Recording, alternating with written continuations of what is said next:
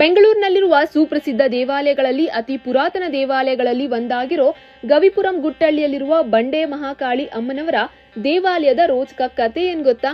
ಕೆಂಪೇಗೌಡರು ಬೆಂಗಳೂರು ನಗರವನ್ನ ನಿರ್ಮಾಣ ಮಾಡೋದಕ್ಕೂ ಮೊದಲೇ ಈ ದೇವಾಲಯ ಅಸ್ತಿತ್ವದಲ್ಲಿದೆ. ಸುಮಾರು 1509ರಲ್ಲಿ ನಂಜಮ್ಮ ಎಂಬಾಕೆ ಈ ಸ್ಥಳದಲ್ಲಿ ಕುರಿಯೊಂದನ್ನ ಮೇಯಿಸುತ್ತಿದ್ದಾಗ ಆಕೆಗೆ ಇದ್ದಕ್ಕಿದ್ದಂತೆ ಒಂದು ಹೆಣ್ಣು ಧ್ವನಿ ಕೇಳಿಸುತ್ತದೆ. ನಂಜಮ್ಮ ಭಯದಲ್ಲಿ ಧ್ವನಿ ಯಾರದ್ದು ಅಂತ ಕೇಳಿದಾಗ ಧ್ವನಿಯು ತಾನು ಮಹಾಕಾಳಿ, ನನಗೆ ಇಲ್ಲಿ ಪೂಜೆ ಸಲ್ಲಿಸಬೇಕು ಅಂತ ಹೇಳಿ ಆದೇಶ ಮಾಡ್ತಾರೆ.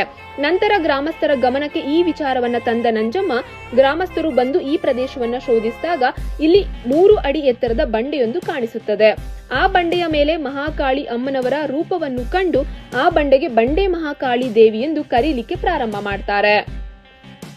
ಸಾಮಾನ್ಯವಾಗಿ ಮಹಾಕಾಳಿಯು ರೌದ್ರ ಸ್ವರೂಪದಲ್ಲಿ ಇರ್ತಾಳೆ.